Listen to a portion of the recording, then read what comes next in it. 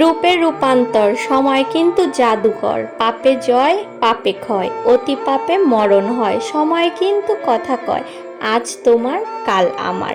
আজকের সকালটা আমার অনেক লেটে শুরু হয়ে গিয়েছে। আমি সকালে উঠে আগে ফ্রেশ হয়েই চা খেয়ে নিচ্ছিলাম। টোস্ট বিস্কুট ছাড়া চা খাওয়া আমার একদমই জমে না। দেখো 11টা প্লাস হয়ে যাচ্ছে, আমি কেবল চা খাচ্ছি। আর অতিথি এসেছিল জন্য অতিথি আপ্যায়ন এখানে চলছিল। জাস্ট তাড়াহুড়া করে একটু লিচু এবং আমার মালটা কেটে দেওয়া হলো। অতিথি খুব তাড়াতাড়ি চলে যেতে চাচ্ছিল। আর এদিকে যেহেতু সকালটা আমার অনেক দেরিতে শুরু হয়ে গিয়েছিল, তো কাজকর্ম অনেক দেরি হয়ে যাচ্ছিল। আর এখানে আমার শাশুড়ি হচ্ছে আমাকে চাপড়া জোর করে খাওয়াচ্ছিল, বাট আমার কিছুতেই খেতে ইচ্ছা করছিল না। কালকে হচ্ছে কুরবানির ভুড়িটা রান্না করা হয়েছিল, তো ভুড়ি দিয়ে চাপড়াটা খাওয়া হচ্ছিল। আমি পুরাটা চাপড়া খেতেই পেরেছিলাম না, এখানে নষ্ট করে রেখে দিয়েছিলাম। আর এইদিকে সন্ধ্যার আগ দিয়ে এত পরিমাণে ঝুম বৃষ্টি শুরু হয়ে গেল, সাথে অনেক জোরে জোরে বাজ পড়ছিল। আজকে বৃষ্টির তুলনায় বাজ অনেক বেশি পড়েছে।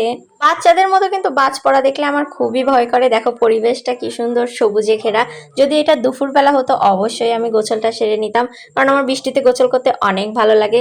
যাই হোক, আজকের মতো এইটুকুই। Thank you for watching. আল্লাহ হাফেজ, আসসালামু আলাইকুম।